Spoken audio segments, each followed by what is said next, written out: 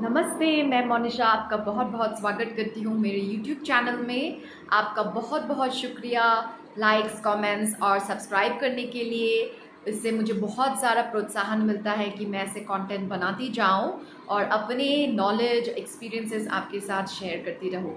मैंने एक और चैनल स्टार्ट किया है जिसका नाम है manifest your true love. It's all about love, relationship, marriage. तो अगर आपको इन टॉपिक के बारे में जानना है, सीखना है, तो आप मेरा चैनल ज़रूर सब्सक्राइब कीजिएगा।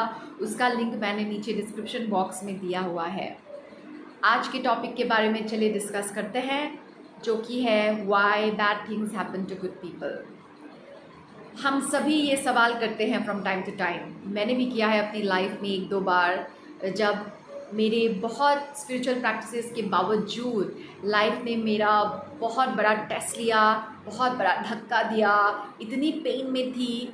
तो मैंने भी ईश्वर को चीख चीख के क्वेश्चन किया। बहुत गुस्सा आया कि मैंने इतनी आपकी पूजा की है, मैं वक्त निकाल के अपनी स्पिरिचुअल प्रैक्टिसेस करती हूँ, फिर भी आप मेरा साथ नहीं दे रहे हैं। और जो व्यक्ति इतना गलत काम करता है, आप उनके साथ हो, उनकी लाइफ तो मज़े में चल रही है और आप मुझे पनिश कर रहे हो।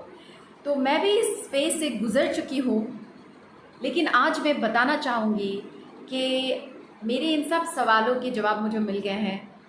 मेरे ईश्वर ने कृपा करके मुझे मेरे सवालों के जवाब दे दिया है और आज मेरे अंदर बहुत शांति है और यही शांति मैं आपके साथ शेयर करना चाहूँगी। और अगर इस वीडियो के माध्यम से आपको थोड़ी सी भी रिलीफ मिली तो मैं अपने आप को बहुत ही भाग्यशाली मानूंगी और मुझे लगेगा कि जिन कठिनाइयों से मैं गुजरी वो इसी वक्त के लिए हुआ था, ताकि मेरे एक्सपीरियंसेस के थ्रू मैं आपको भी थोड़ा मदद करूं और ईश्वर की ये बातें मैं आपके साथ शेयर करूं। ठीक है, तो चलिए मैं आपके साथ कुछ महाभारत से डिस्कस करूंगी। महाभारत से मैं बहुत कुछ सीखती हूँ, उसका मेरी लाइफ में एक बहुत बड़ा महत्व है।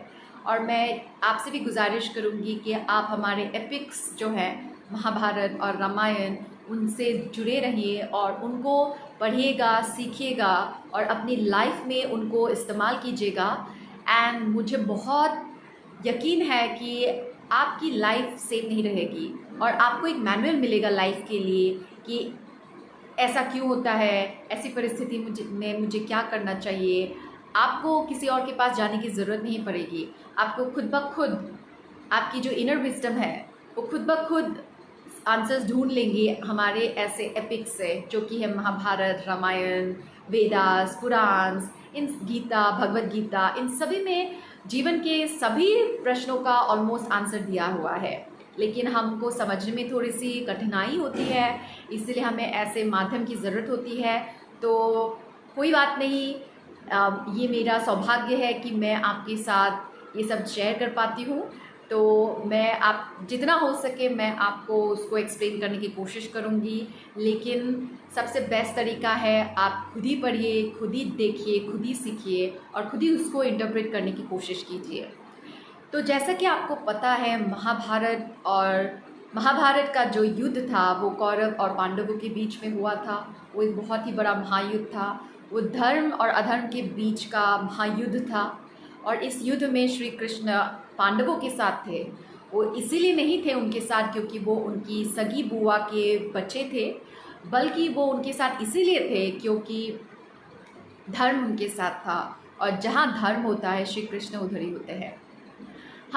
अगर आप ऐसे कंटेंट्स देखते हैं तो आई एम श्योर आप ज़्यादातर अच्छाई के रास्ते पे चलते हो। आप इंटेंशनली किसी का बुरा नहीं चाहते हो और ना ही करते हो, ना ही करने की कोशिश करते हैं। लेकिन हमने इस ह्यूमन फॉर्म में जन्म लिया है और हम इस युग में पैदा हुए हैं, तो जाने अनजाने में हमसे भी बहुत सारे बुरे कर्म हुए हैं, भले ही वो छोटे मोटे क्यों ना हो। हमने भी बहुत लोगों का दिल दुखाया है, बहुत घातक नहीं, थोड़े बहुत तो किए ही है, चाहे वो हमारे माता पिता हो, हमारे भाई बहन हो, बंधु हो, पशु पक्षियाँ हो। जाने अनजाने में हमने भी कुछ कुछ बुरे कर्म किए हैं। इसके लिए हमें अपनी अंतर आत्मा के साथ बात करनी होगी एंड फिर हमारी जो सोल है वो हमें गाइड करेंगी, हमको बताएंगी कि हम कहाँ गलत रहे हैं अपनी लाइफ में। तो महाभारत से मैंने क्या सीखा कि पांडवों ने भी अपनी लाइफ में बहुत स्ट्रगल किया। उन्होंने बचपन से ही बहुत स्ट्रगल देखे। एक रॉयल फैमिली में जन्म लेने के बावजूद उनका पालन पोषण बाल्यकाल में वन में ही हुआ था, जंगल में ही हुआ था, क्योंकि जिस वक्त उनका जन्म हुआ उस वक्त उनके पिताश्री उनके दोनों माताओं के साथ वन में प्रायश्चित कर रहे थे। तो उनका जन्म जंगल में ही हुआ। बहुत बेसिक अपब्रिंगिंग थी। और फिर कम उम्र में ही उनकी एक माता और पिता की मृत्यु हो गई। तो बहुत कम उम्र में ही उनको माता पिता से बिछड़ना पड़ा। कुंती उनकी पहली माँ है। तो 5 पांडवों के साथ कुंती वापस हस्तिनापुर के महल में चली गई। और बड़े होने के बाद भी उनके साथ बहुत अन्याय हुए। कौरव नॉन स्टॉप शकुनी के गाइडेंस के अंदर उनको टॉर्चर करते रहे, लेकिन क्योंकि उन्होंने कभी भी बदला लेने की कोशिश नहीं की, बदले की भावना नहीं रखी, इसीलिए जब जब उन पे कोई भी प्रहार हुआ ईश्वर ने उसको उनकी शक्ति में बदल दिया। ठीक है। बड़े होने के बाद उनके साथ बहुत सारे अन्याय हुए, द्यूत कीड़ा हुई, उनको हस्तिनापुर से निकाल दिया गया, उनको खांडवप्रस्थ दिया। लेकिन क्योंकि उन्होंने कभी कंप्लेन नहीं किया, उन्होंने चुपचाप अपने भाग्य को एक्सेप्ट किया, तो श्री कृष्ण ने उनको हमेशा ही मार्गदर्शन दिया और उनको बताया कि उनके साथ ऐसा क्यों हो रहा है। श्री कृष्ण ने उनका साथ दिया खांडवप्रस्थ को इंद्रप्रस्थ बनाने के लिए। श्री कृष्ण ने उनके वनवास के टाइम पे उनको गाइडेंस दी, उनको हौसला दिया। और जब जब उन्होंने श्री कृष्ण को अंतर से याद किया, श्री कृष्ण ने उनकी मदद की। श्री कृष्ण ने उनके हर सवालों के जवाब दिए और श्री कृष्ण ने उनको उनकी गलतियों का भी एहसास दिलाया। और जब जब पांडवों को अपनी गलतियों का एहसास हुआ उन्होंने उसे एक्सेप्ट किया और प्रायश्चित के रास्ते पे चले गए।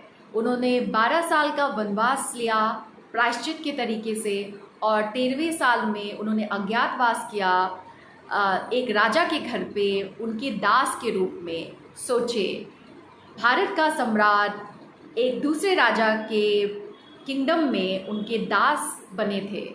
द्रौपदी जैसी पटरानी who is an empress, who is the empress of whole India, वो एक दूसरी महारानी की दासी बनी। 5 पांडव दास बन के 1 साल निकाला उन्होंने, लेकिन उन्होंने कभी भी ईश्वर के प्रति अपनी भक्ति, अपनी श्रद्धा नहीं छोड़ी। तो मैं क्या बताना चाहती हूँ और मैंने क्या सीखा है कि ईश्वर कभी नहीं बोलेंगे कि आप गुस्सा ना करो, आप कंप्लेन ना करो, आप सवाल मत करो, आप करो। और ईश्वर ने ये भी नहीं बोला कि आप कभी गलती नहीं कर सकते, आप कर सकते हो। ईश्वर ने ये भी नहीं बोला कि आप फ्रस्ट्रेट नहीं हो सकते, आप हो सकते हो, आप सभी कुछ कर सकते हो। ईश्वर आपके साथ ही होंगे, भले आपने गलती की हो, आप गुस्सा हो, आप नाराज़ हो, आप फ्रस्ट्रेटेड हो, आपके अंदर बदले की भावना है, जो भी है, ईश्वर से कुछ छुपा नहीं होता है। तो जब और ईश्वर ने ये भी नहीं बोला है कि जीवन में चैलेंजेस नहीं आएंगे। पांडव ने हमेशा धर्म का साथ दिया, लेकिन फिर भी उनकी पूरी ज़िंदगी चैलेंजेस से ही भरा हुआ था। ऐसा क्यों था? आपकी ज़िंदगी में चाहे जो कुछ भी हुआ हो, आई एम श्योर वो पांडवों के चैलेंजेस के सामने बहुत छोटे हैं। आप उनकी जीवन कहानी पढ़िए और आपको लगेगा कि आप तो बहुत ही भाग्यशाली हो, आपको वन नहीं भटकना पड़ रहा है। आपने एक डेथ देखी होगी फैमिली में, लेकिन उन्होंने तो बार बार बहुत कुछ लूज़ किया है। ठीक है, लेकिन भगवान श्री कृष्ण महाभारत के वक्त उनके साथ क्यों थे? वो इसलिए थे क्योंकि भले ही उनकी ज़िंदगी में जो कुछ भी हो रहा हो, उन्होंने ईश्वर को कभी भी दोष नहीं दिया। उन्होंने कभी भी अपनी श्रद्धा, अपनी भक्ति नहीं छोड़ी, उन्होंने धर्म का रास्ता कभी नहीं छोड़ा। तो मैं क्या बताना चाहती हूँ कि अच्छे वक्त में तो ईश्वर की वाह करना बहुत आसान है। अच्छे वक्त में श्रद्धा दिखाना, भक्ति दिखाना बहुत अच्छी बात है, बहुत सरल काम है। लेकिन हमारा टेस्ट तब होता है जब हमारी लाइफ चैलेंजेस से भर जाती है, हर तरह से तलवारें लटकती रहती है और लाइफ इधर की उधर हो जाती है, उस वक्त हमारा एटीट्यूड कैसा होता है वही दिखाता है कि हम अपनी भक्ति में कहाँ हैं। हम क्या ईश्वर की सही में भक्ति करते हैं या सब कुछ दिखावा है, सब कुछ सुपरफिशियल है।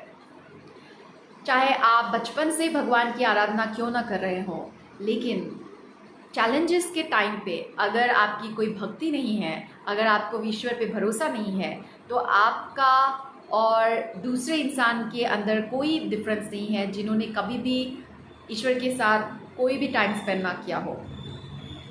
अगर आप पूरी लाइफ ईश्वर की वाह कर रहे हैं और दूसरी तरफ एक और व्यक्ति है जो ईश्वर पे विश्वास नहीं रखता है, लेकिन जब चैलेंजेस आते हैं तो आप हिल जाते हो और दूसरा इंसान बहुत पॉजिटिव एटीट्यूड के साथ आगे निकल जाता है, तो इसमें तो जीत दूसरे इंसान की ही होगी, क्योंकि ईश्वर को वाहवाही की ज़रूरत नहीं होती है, ईश्वर को आपकी भक्ति की ज़रूरत नहीं होती है। भक्ति की ज़रूरत हमें होती है शक्ति पाने के लिए, क्योंकि भक्ति से हमें शक्ति मिलती है। हम भगवान की भक्ति उनके लिए नहीं करते हैं, उनको खुश करने के लिए नहीं करते हैं। ईश्वर को किसी भक्ति की ज़रूरत नहीं होती है, ईश्वर की किसी वाहवाही की ज़रूरत नहीं होती है। ये तो हमें लगता है कि हम ईश्वर की आराधना प्रभु के लिए कर रहे हैं, भगवान के लिए कर रहे हैं, गॉड के लिए कर रहे हैं, लेकिन ये बहुत ही गलत फहमी है। हम ईश्वर की भक्ति खुद की शक्ति के लिए कर रहे हैं, ताकि हमें शक्ति मिले जीवन की परिस्थितियों का सामना करने के लिए। हम परिस्थितियों से हार ना जाए, बल्कि परिस्थितियों का डट का सामना करें और हर परिस्थिति से और शक्तिशाली होकर बाहर निकले। तो मैं क्या बोलना चाहती हूँ कि अच्छे लोगों के साथ बुरा इसीलिए होता है क्योंकि अच्छे लोगों में पॉजिटिव एनर्जी बहुत ज़्यादा होती है। इस दुनिया में, इस पृथ्वी में पॉजिटिव नेगेटिव दोनों ही एनर्जी होती है। हम भी एनर्जी है, हमारे बॉडी के अंदर भी पॉजिटिव नेगेटिव एनर्जी दोनों ही होती है। तो जो लोग अच्छाई के रास्ते में चलते हैं, उन्होंने ज़्यादातर अच्छा काम किया है। वो हमेशा सोचते हैं कि दूसरों की मदद कैसे की जाए, धर्म के रास्ते पे चलना चाहते हैं, ईश्वर की आराधना करते हैं, तो उनके अंदर ऑलरेडी पॉजिटिव एनर्जी बहुत होती है।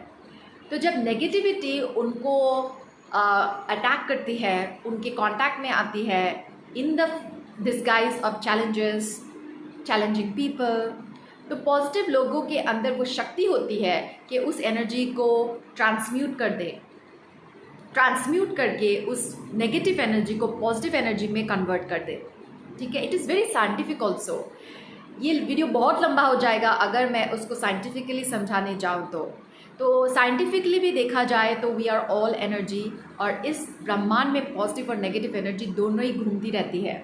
तो जब हमारे साथ नेगेटिविटी होती है, तो अगर हम सच्चे में पॉजिटिव है तो हमारे अंदर वो शक्ति है कि हम उस नेगेटिविटी को पॉजिटिविटी में कन्वर्ट कर दें और उस नेगेटिव सर्कमस्टांसेस से कुछ पॉजिटिव निकाल के, निचोड़ के कुछ अच्छा बन जाए, अपना बेस्ट वर्जन बन जाए, और अपना बेस्ट वर्जन बन के हम ह्यूमैनिटी के सर्विस में काम आए। उससे हम कुछ ना कुछ बना देंगे। इट्स लाइक जब लाइफ आपको लेमन दे, आप उससे लेमनेड बना देंगे, खुद भी पिएंगे और दूसरों को भी पिलाएंगे, और लेमनेड इज़ सो हेल्दी। ये तो बस एक एग्जाम्पल था।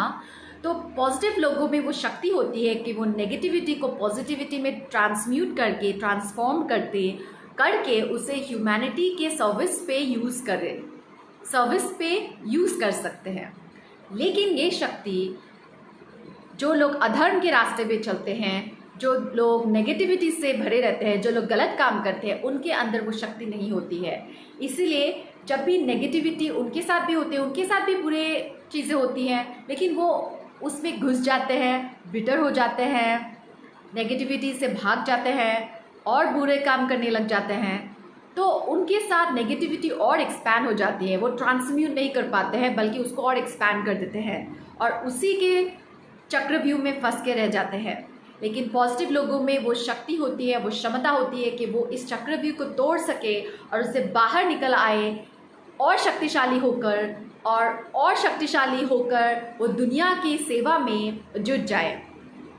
ठीक है, इसीलिए जब भी चैलेंजेस आए आपकी ज़िंदगी में, तो आपको ईश्वर को थैंक यू बोल के उनकी भक्ति में और लग जाना है और उनसे शक्ति लेके उस चैलेंजेस से डट के सामना करना है और अपना बेस्ट वर्जन बन के दिखाना है, ताकि कल को आप भी दूसरों को सिखा सकते हैं, आप भी दूसरों की सेवा कर सकते हैं। और आज जैसे मैं ये वीडियो बना रही हूँ, आप भी अपने लाइफस्टाइल से, अपनी ज़िंदगी से दूसरों को इंस्पायर कर सकेंगे, दूसरों को कुछ गिफ्ट दे सकेंगे। आपके मन में भी बहुत कुछ होगा कि आप कुछ कोई स्कूल खोलो, कुछ एनजीओ खोलो, एनिमल्स के लिए कुछ करना चाहते हो, बुज़ुर्गों के लिए कुछ करना चाहते हो, एनवायरनमेंट के लिए कुछ करना चाहते हो, लेकिन आपको पहले उस लायक बनना पड़ेगा। आपको अभी लगता होगा कि मैं पता नहीं क्या करूं, मैं क्या कर सकता हूं, मैं तो एक आम आदमी हूं, मामूली आदमी हूं, सब तो पॉलिटिशियंस ही कर सकते हैं, सब तो गवर्नमेंट ही कर सकते हैं, सब तो रिच बिजनेसमैन ही कर सकते हैं। तो चैलेंजेस आपके सामने इसलिए आए हैं ताकि आप इस माइंडसेट से बाहर निकलो। आप जो ये समझ के बैठे हो कि मैं एक आम आदमी हूँ, मैं एक साधारण इंसान हूँ, इसी गलतफहमी से आपको निकालने के लिए ये नेगेटिविटी आपके पास आई है। तो इस वीडियो के माध्यम से अगर मैं आपको अवेकन करा सकूं तो ये मेरा सौभाग्य है। और मैं आपको बताना चाहूँगी कि ये चैलेंजेस आपको हिलाने के लिए नहीं, आपको जगाने के लिए आई है कि उठो, जागो और अपनी शक्तियों को पहचानो। अपनी शक्तियों को पहचानो, उसको अपनाओ और उसको यूज़ करो अपनी बेहतरी के लिए और समाज की बेहतरी के लिए। और बस देखते मत रह जाओ। तुमने अच्छा काम किया है, इसीलिए आज ये चैलेंजेस आए हैं और खुद ईश्वर इस चैलेंजेस के डिस्गाइज में आपकी लाइफ में आए हैं। अगर आपको लगता है कि ये बुरा आदमी मेरे लाइफ में कैसे आया, तो समझे कि वो ईश्वर है डिस्गाइज में। अगर आप हर परिस्थिति में ईश्वर को पहचानेंगे तो आपको उसमें से पारसमणि दिखेगा। आप उसमें से अमृत काढ़ सकोगे। आप विष में से भी अमृत निकाल के उसको पी सकते हो और अपनी जो शक्तियाँ है उसे मैनिफेस्ट करके अपनी लाइफ को भी बेहतर कर सकते हो और दूसरों की लाइफ को भी बेहतर कर सकते हो। तो चैलेंजेस अच्छे इंसानों की ज़िंदगी में इसलिए आते हैं ताकि वो अपनी शक्तियों को पहचाने और उसे दुनिया की सेवा में लगा दें। अब बहुत सारी गलत चीज़ें होती हैं अच्छे लोगों के साथ, बहुत ही दर्दनाक चीज़ें होती हैं, मैं उसकी व्याख्या भी नहीं कर सकती। और मैं सही इंसान भी नहीं हूँ बोलने के लिए कि ये इसलिए हुआ है ताकि उनको दुनिया की सेवा में लगना है, क्योंकि ये बहुत पेनफुल सिचुएशन है। काफ़ी लोगों के साथ बहुत बुरा होता है, रेप होता है, मर्डर्स होते हैं, मोलेस्टेशन होता है, एसिड अटैक्स, बहुत दर्दनाक चीज़ें होती हैं। लेकिन कुछ सोल्स ऐसी होती हैं जो इतनी डिवाइन होती हैं कि उनसे हम प्रेरणा लेके अपनी लाइफ में इस्तेमाल कर सकते हैं। ऐसे बहुत सारे एग्जाम्पल्स आपको मिल जाएंगे, ऐसे बहुत सारी सोल्स आपको मिल जाएंगी जिनकी कहानियाँ हर तरफ फैली हुई है, जिन्होंने अपने नेगेटिव एक्सपीरियंसेस को ईश्वर का एक संदेश समझकर उसे एक्सेप्ट किया और उसमें से अमृत निकाल के, उसमें से अच्छाइयों को काढ़ के, निकाल के, निचोड़ के अपनी ज़िंदगी में यूज़ किया और फिर वो डायमंड की तरह चमकने लगे और उनकी लाइट से उनके आसपास के लोग भी इंस्पायर होने लगे और अपनी लाइफ को बेहतरीन करने लगे। और अगर हम कंप्लेनिंग मोड में चले जाते हैं तो ऐसे लोगों को देखकर हमारे अंदर भी एक शांति आ जाती है, क्योंकि ये शांति उनके अंदर है। यही पावर होता है पॉजिटिव एनर्जी का, पॉजिटिव लोगों का। तो अगर आपको लगता है कि इतनी अच्छाइयों के बावजूद भी मेरे साथ इतना गलत हो रहा है, तो आप इन सोच को अभी छोड़ दीजिए और ये वक्त है आपका अपनी भक्ति को दिखाने का कि आप ईश्वर पे कितना भरोसा करते हैं, ईश्वर को आप कितना ट्रस्ट करते हैं। जब आप ईश्वर पे भरोसा दिखाएंगे ना, तो ईश्वर पूरी दुनिया को दिखाएगी कि आप उनके लिए कितने प्यारे हो। जब आप प्राइवेटली ईश्वर को मानोगे, जब आप प्राइवेटली ईश्वर की प्रशंसा करोगे, उनको ट्रस्ट दिखाओगे, बोल के दिखावे के लिए नहीं, प्राइवेटली अपने मन में ईश्वर को धन्यवाद दोगे कठिन वक्त में भी, तो मैं ये गारंटी के साथ बोल सकती हूँ कि आपको ईश्वर पब्लिकली दिखाएंगे कि आप उनके लिए कितने प्यारे हो, आप उनके कितने खास हो। ठीक है, तो इस वीडियो में बस इतना ही। अगर कुछ छूट गया हो मुझसे तो मैं एक और वीडियो बनाऊंगी इस टॉपिक में, क्योंकि मुझे लगता है कि एक बहुत ही इम्पॉर्टेंट टॉपिक है। हम सभी इस सवाल से हम सभी कभी ना कभी ये सवाल करते हैं। और हाँ, इस सवाल का दूसरा पार्ट जो कि है कि बुरे लोगों के साथ अच्छा क्यों होता है, वो क्यों अच्छे से ज़िंदगी जीते हैं। तो मैं ये बोलना चाहूँगी कि दूसरों के साथ अपनी लाइफ को कंपेयर मत कीजिए। पहले तो आप उनके साथ कंपेयर ही मत कीजिए अपने आप को, उनकी लाइफ में झांकना ही छोड़ दीजिए, क्योंकि आपको नहीं पता कि किसके लाइफ में आगे जाके क्या लिखा हुआ है। ठीक है, हमें नहीं पता है आगे उनके लिए क्या है। हमको बस सामने जो है वही दिखाई दे रहा है। हमको नहीं पता उनके अंदर कैसा फील हो रहा है, उनको अपने साथ कैसा फील होता हो। हमको नहीं पता कि हमें खुद के साथ क्या फ़ील होता है और उनके अपने साथ क्या फ़ील होता है, उसमें क्या डिफरेंस है, हमें नहीं पता है। तो खुद को दूसरों के साथ कंपेयर करके खुद को डिवैल्यू मत कीजिए। अपने आप को कभी भी किसी के साथ कंपेयर मत कीजिए। आप हमेशा सोचिए कि आपकी लाइफ बेस्ट है, आपको ईश्वर ने जो भी दिया है वो बेस्ट है, और अपने लाइफ पे फोकस कीजिए। ये सोचिए कि मुझे क्या करना है, और हमेशा ये याद रखिएगा कि आप ईश्वर के बहुत प्रिय हो। God really really loves you and you are God's favourite. अगर आप इस पे मेडिटेट करेंगे, इस पे ज़्यादा फोकस करेंगे, तो आपको दूसरों पे फोकस करने की ज़रूरत नहीं है। आपको कभी ये नहीं लगेगा कि ईश्वर की कृपा उन पे ज़्यादा है और आप पे कम, क्योंकि आपका एक सॉलिड फाउंडेशन है, सॉलिड बिलीफ है that God loves me and I am God's favourite. तो दिस इज़ अ सीक्रेट जो मैं आपके साथ शेयर करना चाहती हूँ। ये मैं यूज़ करती हूँ, ये मैं हमेशा अपने आप को रिमाइंड करती हूँ that I am God's favourite, I am God's favourite child. God loves me and I am God's favourite child, I am destiny's child. तो आप भी अपने साथ ऐसा ही एक रिश्ता बनाइए, अपने ईश्वर के साथ ऐसा रिश्ता बनाइए, और अपनी स्पिरिचुअल प्रैक्टिसेस को और ऊपर लेके जाइए। अपनी स्पिरिचुअल प्रैक्टिसेस को और अच्छी तरह से कीजिए, क्योंकि कोई भी परफेक्ट नहीं होता। हम कभी भी किसी चीज़ के परफेक्शन पे आ नहीं सकते, उसको हम और अच्छा कर सकते हैं। तो जब आप अपनी स्पिरिचुअल प्रैक्टिसेस को और अच्छे से करेंगे, तो आपको पता चलेगा, आपको अपने सवालों के जवाब मिल जाएंगे। ये जो सवाल है ना, बुरे लोगों के साथ क्यों अच्छा हो रहा है, वो क्यों मज़े में है, इसका आंसर आपको खुद ही मिल जाएगा।